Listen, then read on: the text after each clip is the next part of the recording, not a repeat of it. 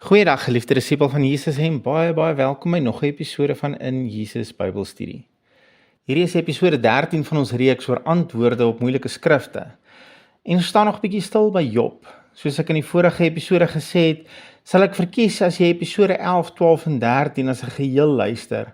Anders mag jy my dalk misverstaan. En as jy van ons vorige episodes gemis het, jy is welkom om vir ons 'n WhatsApp te stuur of jy kan na ons Spotify bladsy toe gaan. Al ons vorige ou episodes is daar opgelaai. Job het 'n klomp stellings gemaak na sy tragedie.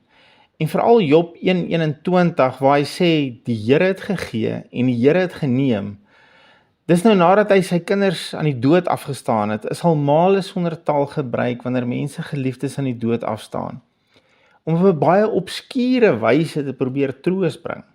Deur vir mense te laat verstaan dat dit God is wat sy mooiste blom kom pluk het, of dat hy sy beste eerste kom haal het, of wat se snert mense ook al kwytraak, wat totaal en al onskriftuurlik is. Ons het in ons vorige studie gesien dat Job in hoofstuk 42 self erken dat hy hierdie uit onkunde gesê het, dat hy gepraat het sonder om te verstaan en dat hy berou het oor alles wat hy gesê het, en dat hy alles terugtrek. Insluitend die idee dat God gegee en God geneem het.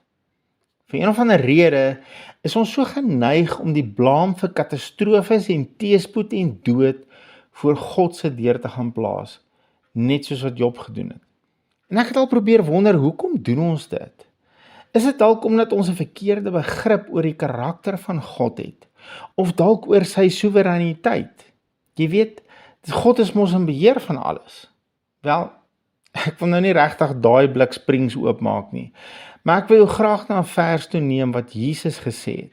En anders as met Job, het Jesus nooit uit onkunde gepraat nie en was hy nie een enkele keer spyt oor iets wat hy gesê het nie. Inteendeel, Jesus sê dat hy niks sê wat hy nie by die Vader gehoor het nie en hy doen niks wat hy nie die Vader sien doen het nie. Hebreërs 1 vers 3 sê dat hy is die afskynsel van God se heerlikheid en die afdruksel van God se wese. Met ander woorde, as jy Jesus gesien en gehoor het, het jy God gesien en gehoor. Nou blaai asseblief saam met my na Johannes 10 vers 10. Hier sê Jesus self, die dief kom net om te steel en te slag en te verwoes. Ek het gekom dat hulle lewe en oorvloed kan hê. Die Nuwe Lewende Vertaling sê die dief kom vir niks anders nie as om te steel, dood te maak en te vernietig. Geliefde, luister wat sê Jesus wie steel. Dis die dief. En hierdie dief is natuurlik niemand anders as die duiwel nie. So as jy verlies ervaar, as jy diefstal ervaar, voor wie se deur moet jy dit gaan gooi? Volgens Jesus moet jy dit voor die vyand se deur gooi. As iets in jou lewe lyk na vernietiging, wie se skuld is dit? Dis nie God se nie. Hy probeer jou nie 'n les leer nie, daarvoor gebruik hy sy woord. Volgens 2 Timoteus 3 vers 16. En miskien moet ek net vir 'n oomblik daar gaan lees, sodat ons sekerheid kan kry oor hierdie dinge. Hy sê, die hele skrif is deur God ingegee en is nuttig tot lering, tot weerlegging, tot teregwysing en tot onderwysing in die geregtigheid. Vers 17 sê hy, sodat die mens van God volkome kan wees. Sodat die mens van God volkome kan wees, vir elke goeie werk volkome toegerus. Hoe rus God jou toe vir elke goeie werk? Deur sy woord. Nie deur teëspoed, verlies en verwoesting en dood nie. Maar terug by Johannes 10 vers 10. Die dief kom vir niks anders nie as om te steel, dood te maak en te vernietig. Wie maak dood? Ook die dief, die vyand, die duiwel, nie God nie. Die Vader is nie die een wat jou geliefde vir jou gee en wie jou geliefde by jou wegvat nie. Dis nie sy hart nie en dis nie wie hy is nie. Dis die vyand wat doodmaak en moenie met my daaroor stry nie, stry met Jesus. Hy het hierdie gesê. Maar ek weet nie hoekom sal jy hom wil probeer skuldig maak aan jou verlies en jou verwoesting en dood in jou lewe nie. Hoekom lê jy dit nie eerder voor die deur van die een wat hy uitdruklik vir ons geleer het wie die outeur is van ons teëspoed? Geliefde, Job het uiteindelik erken dat hy verkeerd was om dit te doen. En jy kan jouself baie hartseer spaar as jy leer om dieselfde te doen. Ek erken dat ek verkeerd was oor sy karakter, vir baie jare. En ek gee hom nou geleentheid om my deur sy woord te leer wie hy werklik is. En ek laat nie toe dat my omstandighede bepaal wie my God is nie. Maar Johannes 10 vers 10 gaan nie net oor wat die dief kom doen het nie. Maar Jesus sê ook vir ons wat hy kom vermag het. Ek lees hom net weer vir ons. Die dief kom vir niks anders nie as om te steel, dood te maak en te vernietig. Ek het gekom sodat hulle lewe kan hê. Ja, sodat hulle dit oorvloedig het. Luister weer. Ek het gekom sodat hulle lewe kan hê, ja, sodat hulle dit oorvloedig het. Jesus het gekom sodat ons lewe kan hê en lewe in oorvloed.